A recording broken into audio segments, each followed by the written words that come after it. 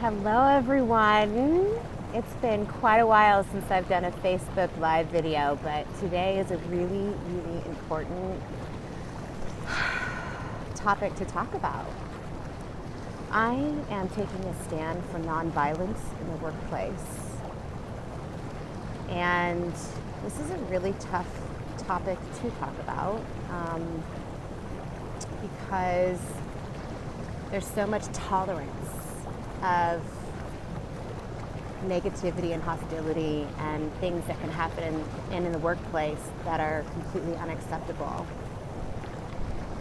And it's taken me a long time in my journey to get to a place where I could find it within myself to have strength, know my worth, know my boundaries, and most importantly, be able to speak up and take a stand for what I believe in and for truly, truly making a positive change in this world. You know, I've been in Landmark for a few months now, and I've been really learning a lot of great tools to be able to communicate more effectively with full self-expression and even being able to find a place of compassion through the process of managing the things that arise within me that cause anger and hostility. And that's why oftentimes, you know, you're seeing me do things that are practices for cultivating peace and love. You know, there's so much information on the internet, it's overwhelming. It's not like we're short of content these days on how to create a loving, peaceful world or peaceful, loving, and workplace environment, any of those sort of things. It's not that we're short of content or access to resources. You know, there's a gazillion coaches out there, all this stuff. What is missing is the implementation of these practices that we are responsible for taking on a regular basis to actually bring this change into our world, into our reality.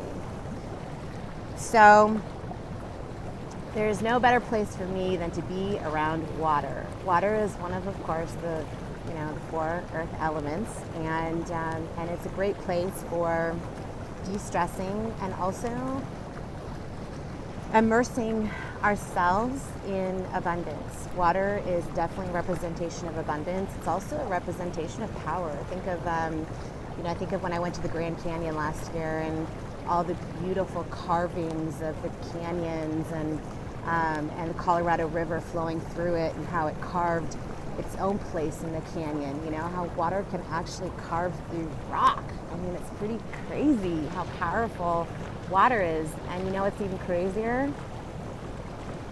Is that over 85% of what we're made up of is water. Isn't that rad? We're so much more powerful than we realize.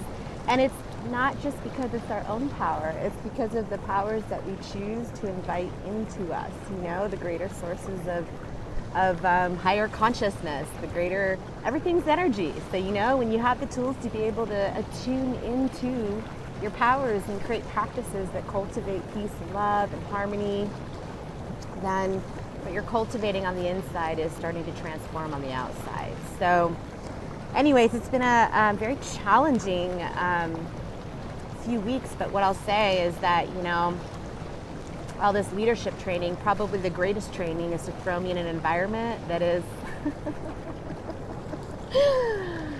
completely the opposite of what I was anticipating. I'm laughing because this is how the world works. You know, we learn in contrast. We grow in contrast.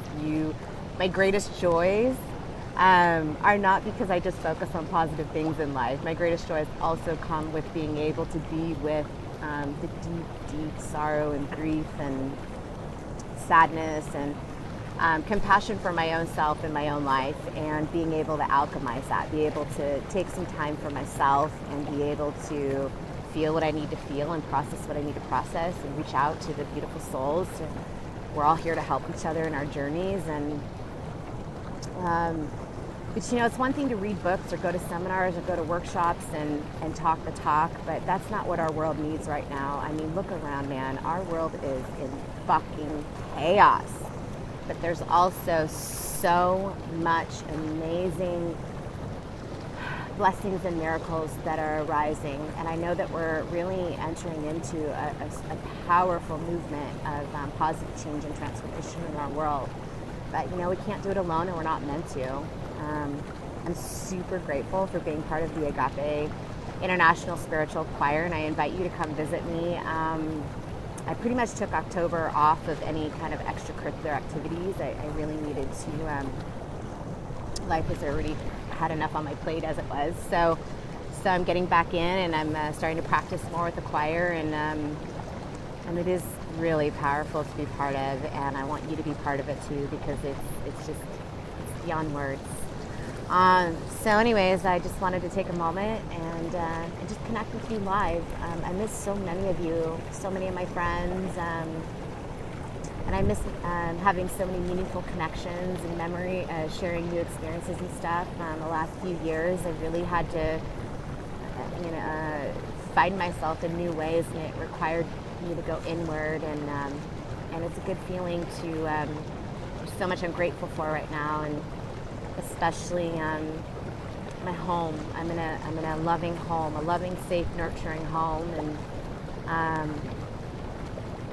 I have my beautiful, beautiful angel in my life, Diana, to thank for that. And also Lewis. If it weren't for you, Lewis, I wouldn't have volunteered to be part of the making blankets for homeless teens, and I wouldn't have met Diana. So I'm really grateful. And also, what's ahead? What's ahead is I'm very passionate about working with teens and working with them to create bedroom zen. If you think about it, our bedrooms play a significant role in our lives. I've worked with clients as young as 5 and as wise as 95. So I've seen the impacts of clutter and disorganization, how early it can come into our lives. And I've seen what happens when it's unaddressed at the end of our lives. Clutter is a form of grief. It's also a form of procrastination. And it's also a form of blockage from actually living your fullest life. But it's also a catalyst for positive change. And clutter offers beautiful messages for us to be able to make those changes, because you don't have to guess where you're blocked. Clutter will show you right where it is. And for teens, they're our future. And that's a really difficult, it's a difficult time, especially with social media. I can't even imagine being a teen and in a world where social media exists. Thankfully it didn't when I was a teen. It had enough on my plate as it was. But they really need our support, and so I'm here to provide that support. So if you know anyone, or you have a teen in your world, or if you're a teen, go on my website, www.organizezenliving.com, and let's schedule a conversation. Let's have a conversation. And your bedroom is really a significant source of a reflection of who you truly are when you remove all the clutter. And it's also the place where you manifest your dreams coming true. If you think about it, our bedrooms teach us a lot. One of the things Lewis Howes talks about is the importance of making your bed first thing in the morning. It's your first accomplishment. It's your first success. It's your first I did it. So then it gets you through the rest of the days of the I did it. And it's the small things that really matter like that. It's the small practices that really matter and make a difference, because done over time, it creates consistency, and it builds character and discipline. And then you can apply those practices and discipline and character in other aspects of your life, because you'll know that you followed through on this one thing. You'll be able to follow through on other things. It's another thing that is a result of clutter over time, is people lose they lose belief in themselves that they can accomplish anything, because the clutter overwhelms them and tells them everything that's not accomplished and that you didn't do. And then all those negative thoughts start spiraling down and down and down. It can be really self-defeating and self-sabotaging. But fortunately, there are ways to be able to shift that, simple ways to be able to shift that. So so I just want to reiterate why I started this live video today in the first place. Because I'm really taking a stand today for nonviolence in the workplace. It's not acceptable. It's not tolerated. It's difficult when someone like our president is a model of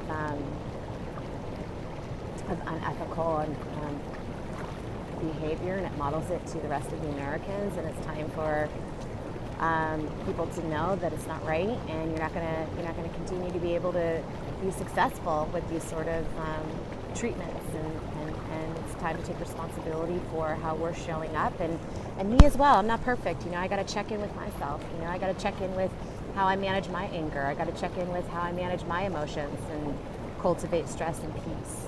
Again, this is not an outward blame towards anyone. This is just a message of awareness, and also may this inspire you in some way to set boundaries for yourself of what is okay and what is not okay, and having faith that something greater forces are supporting you when you're taking a stand for something that you truly believe in your heart. It's also not about right or wrong. It's about transformation and making changes so that that we create a peaceful, loving world. So thank you so much. I hope you're having a beautiful day where you're at. You're cultivating peace in your life. And if you need any support cultivating peace, the 3 areas I specialize in is minimalism, meditation, and mindfulness. And I'm also going to be learning how to do sound bath healings using crystal singing bowls. So I'm really excited about that. So I'm learning from the best right now. All right, you guys, come visit at the Agape Spiritual Center. Come visit us at the choir. And we're the last Sunday of the month that we perform. And I don't even want to say perform. It's not a performance. It's just like a sharing of love, ultimate high vibration of love. So be part of it. If you know any teens, you or anyone, teens that are feeling disorganized, chaotic in their world, maybe they're having a tough time in school, let's go look at their bedrooms and get them all set up for success, and also integrating meditation in their lives. Can you imagine if you were introduced to a practice of meditation early on in your life, how much that would be significantly, how that would significantly change the trajectory of maybe the responses, your reactions in life. So, all right, you guys, love you so much. And until next time, I will see you again soon.